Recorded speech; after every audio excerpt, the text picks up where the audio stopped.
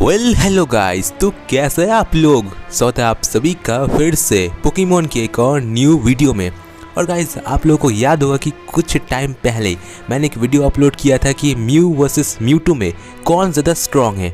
और उस बैटल में यानी कि वीडियो में मैंने कहा था कि म्यू चाहे कितनी भी ट्राई कर ले पर एट द एंड यहाँ पर जीत म्यूटू की ही होगी। बट मैंने वहाँ पर एक पॉइंट ऐड नहीं किया था एंड जो वो पॉइंट है, उस पॉइंट की वजह से म्यू ईजिली म्यूटू को बैटल में डिफीट कर ही सकता है। एंड उसी पॉइंट के बारे में आज की वीडियो में भी हम लोग बात करने वाले। बट हालांकि वो वीडियो अब डिलीट हो चुका है बिकॉज शोप्रो का जो कॉपीराइट पड़ चुका है, इसी वजह से वो वीडियो अब हम नहीं देख सकते। तो उस बारे में बाद में बात करते हैं। बट आज की वीडियो में हम लोग बात करने वाले हैं और आज की वीडियो का टॉपिक है कि म्यू कितना ज़्यादा पावरफुल है, कि क्या वो एक कॉन्टिनेंटल लेवल का पावर रखता है अपने पास, क्या वो एक हाई प्लैनेटरी लेवल का पोकेमॉन है, या फिर वो एक गैलेक्सी लेवल का, या फिर एक यूनिवर्सल लेवल का पोकेमॉन है। और इसी बारे में आज की वीडियो में हम लोग बात करने वाले हैं। तो ये वीडियो बहुत ही ज़्यादा इंटरेस्टिंग होने वाली है, शुरू से लेकर एंड तक ज़रूर देखना। वीडियो पसंद आए तो वीडियो को लाइक कर दीजिए, चैनल पर पहली बार आए तो सब्सक्राइब कर लीजिए ऐसी वीडियोस को देखने के लिए। और ज़्यादा इन्फॉर्मेशन के लिए आप हमें इंस्टाग्राम पर फॉलो कर सकते हैं, link in the description. So without wasting time चलिए अपनी वीडियो को शुरू करते हैं। Let's begin. Taking my soul into the masses, writing my poems for the few that looked at me, took to me, shook to me, feeling me, singing my heartache. From the pain, taking my message from the veins, speaking my lesson from the brain, seeing the beauty through the। तो सबसे पहले बात करते हैं कि क्यों mu इतना mysterious Pokemon है और आज तक किसी को भी म्यू के पावर के बारे में इतनी जानकारी क्यों नहीं है। तो इसका पहला जो रीज़न है वो है कि एनिमे में म्यू की उतनी अपीयरेंस हुई ही नहीं है, और जितनी अपीयरेंस हुई है उनमें से ज़्यादातर टाइम, मतलब most of the time, mu किसी और पोकेमॉन में ट्रांसफॉर्म था, जिस वजह से म्यू के पावर के बारे में हमें ज़्यादा कुछ इन्फॉर्मेशन नहीं मिली।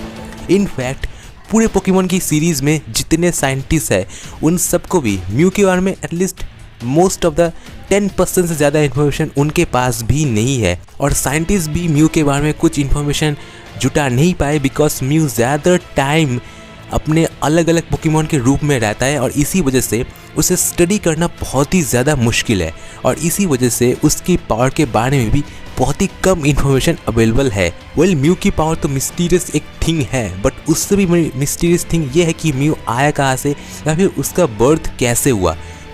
इस चीज़ को लेकर काफ़ी सारे थ्योरीज बन चुकी है पोकेमॉन के अंदर। तो पहली जो थ्योरी है वो है कि म्यू अपने आप ही स्प्रेड होने लगे। ये थ्योरीज थोड़ा गलत हो सकता है बिकॉज अपने आप कोई भी चीज़ स्प्रेड होना बिल्कुल ही नामुमकिन है। एंड दूसरी जो थ्योरी है उसके अकॉर्डिंग म्यू एक्चुअल में पहला पोकेमॉन है, यानी कि आर्सेस से भी पहले म्यू का बर्थ हुआ है एंड उसी म्यू ने सभी पोकेमॉन को क्रिएट किया है। एंड इसके बारे में सच क्या है इसके बारे में तो कुछ पता नहीं है, बट एंड द लास्ट जो थ्योरी है उसके अकॉर्डिंग जो लेक गार्डियन पोकेमॉन है उन्होंने ही एक्चुअल में म्यू को क्रिएट किया है। खैर, म्यू का बर्थ कैसे हुआ उसके बारे में तो हम बाद में बात कर सकते हैं, बट आज की वीडियो में हम लोग बात करने वाले कि म्यू की पावर कितनी ज़्यादा है। बट अगर हम देखें एनिमे के अंदर म्यू की पावर डेफिनेटली एक लो लेवल पोकेमॉन की जितनी तो नहीं है, बहुत ही हाई लेवल की है, एंड उसी बारे में आज की वीडियो में हम लोग बात करने वाले हैं। इसके अलावा म्यू हर एक पोकेमॉन में ट्रांसफॉर्म हो सकता है बिना उसे देखे, और ये इसलिए है क्योंकि म्यू से ही हर एक पोकेमॉन का ओरिजिन हुआ है। और अगर पोकेडेक्स एंट्री देखे तो म्यू कोई सा भी पोकेमॉन मूव परफॉर्म कर सकता है। और इसके अलावा म्यू की जो सबसे बड़ी पावर है वो है उसका इनविजिबल होना। तो अगर हमें म्यू की असली पावर के बारे में जानना है तो हमें म्यू को अलग अलग पोकेमॉन यानी कि continental, planetary level, high planetary level, Galaxy level, universal level के पोकेमॉन से कंपेयर करना होगा, उनकी पावर से कंपेयर करना होगा। फिर हम जान पाएंगे कि म्यू की एक्चुअल में असली पावर क्या है। तो यहाँ पर सबसे पहला आता है कॉन्टिनेंटल लेवल पोकेमॉन, जिनमें कि है ज़ैक्रोम, रेशिराम, क्यूरम जैसे पोकेमॉन, जो कि अपने पावर का इस्तेमाल करके एक पूरे कॉन्टिनेंट को ईजिली डिफीट कर सकते हैं या फिर डिस्ट्रॉय कर सकते हैं। एंड इनकी पावर अगर फुल पावर में आ जाए तो ये एक प्लैनेटरी लेवल तक भी पहुंच सकते हैं, जैसे कि क्यूरम। तो अब यहाँ पर सवाल ये आता है कि क्या म्यू इन पोकेमॉन को हरा सकता है। तो यहाँ पर मेरे अकॉर्डिंग यस, यहाँ पर बैटल में बिल्कुल म्यू इन पोकेमोन को डिफीट कर सकता है। इसकी जो अपॉर्चुनिटी है वो म्यू के पास ये है कि म्यू बैटल के दौरान इन सभी ज़्यादा पावरफुल पोकेमोन में ट्रांसफॉर्म होकर इन्हें बैटल में डिफीट कर सकता है। एंड अगर सिचुएशन ज़्यादा टफ हो गई तो म्यू यहाँ पर अपने टेलीपोर्टेशन या साइकिक पावर का इस्तेमाल करके उन पोकेमोन को कंफ्यूज कर सकता है। और गाइज यहाँ पर अगर बात करें कॉन्टिनेंटल लेवल के पोकेमोन की, तो यहाँ पर कॉन्टिनेंटल लेवल के पोकेमोन खत्म नहीं होते। इनके ऊपर वेदर ट्रियो जिनमें कि ग्रोडॉन, कायोगर और रक्विजा का नाम है। मैं पहले ही बता दूं कि यहाँ पर हम उनके प्राइमल फॉर्म या फिर मेगा फॉर्म के बारे में बात नहीं करने वाले, वो बहुत ज़्यादा हो जाएगा। तो यहाँ पर हम उनके बेस फॉर्म के बारे में बात करने वाले हैं। अगर देखिए तो ये ट्रियो पोकेमोन कॉन्टिनेंटल लेवल के पोकेमोन से थोड़ा ऊपर है। एंड अगर ये अपने फुल पावर में आ जाए तो डेफिनेटली ये प्लैनेटरी लेवल के पोकेमोन भी बन सकते हैं। बट क्या यहाँ पर म्यू इनसे जीत सकता है? तो जी हाँ, स्टिल यहाँ पर म्यू इन सब को बैटल में डिफीट कर सकता है। एक तरह से देखा जाए तो म्यू कोई भी मूव परफॉर्म कर सकता है बैटल के दौरान। तो ऐसा हो सकता है कि म्यू ट्रांसफॉर्म हो जाए या फिर म्यू विद ट्रियो के मूव्स का उनके ही ऊपर इस्तेमाल करे, या फिर वो उनके माइटी पावर का इस्तेमाल भी उनके ऊपर कर सकता है। एंड ऐसे ही डेफिनेटली म्यू उनको बैटल में डिफीट कर सकता है। एंड मैं श्योर होकर कह सकता हूँ कि अगर म्यू ने ऐसा ही किया तो डेफिनेटली वो ट्रियो पोकेमॉन्स को यानी कि वेदर ट्रियो पोकेमॉन को बैटल में डिफीट कर देगा। तो अगर यहाँ पर देखें तो डेफिनेटली म्यू यहाँ पर किसी भी कॉन्टिनेंटल या फिर वेदर ट्रियो पोकेमॉन से काफ़ी ऊपर है। एंड अगर इसके बाद बात करें कि कॉन्टिनेंटल लेवल के बाद कौन से पोकेमॉन आते हैं, तो यहाँ पर आते हैं प्लैनेटरी लेवल के पोकेमॉन, जो कि ईजिली इनके पास इतनी पावर होती है कि ये ईजिली एक पूरे प्लैनेट तक को डिस्ट्रॉय करने की ताकत अपने पास रखते हैं। वैसे देखा जाए तो पूरे पोकेमॉन की सीरीज़ में, पूरे पोकेमॉन के एनिमे के अंदर काफ़ी सारे हाई प्लैनेटरी लेवल के पोकेमॉन हैं, कह सकते हैं बहुत सारे, बट उनमें से मैं टॉप 3 को ही लेने वाला हूँ। और कह सकते हो कि ये तीनों ही कॉन्टिनेंटल मतलब तीनों प्लैनेटरी लेवल के पोकेमॉन बहुत ही ज़्यादा हाई है, मतलब कह सकते हो कि बहुत ही ज़्यादा पावरफुल है बाकी के कंपेयर में। तो यहाँ पर सबसे पहला जो प्लैनेटरी लेवल का पोकेमॉन आता है वो है म्यूटू। जी हाँ, no doubt Mewtwo most powerful legendary Pokemon में से एक है, जिसकी पावर ऑलमोस्ट कह सकते हैं कि लिमिटलेस ही है। म्यूटू को म्यू के डीएनए से ही बनाया गया था और पोकेमॉन की मूवी में म्यू और म्यूटू का बीच एक बैटल भी हो चुकी है। बट उस बैटल में देखे तो म्यूटू पूरी तरह से म्यू के ऊपर ओवर पावर था, क्योंकि तब सिर्फ कैंटो रीजन के पोकेमॉन ही हमें देखने को मिले थे और म्यू के पास कोई चांस नहीं था कि वो कोई और पोकेमॉन में ट्रांसफॉर्म होके म्यूटू को हरा सके, बिकॉज उस टाइम पर पूरे कैंटो रीजन में म्यू सबसे पावरफुल पोकेमॉन था।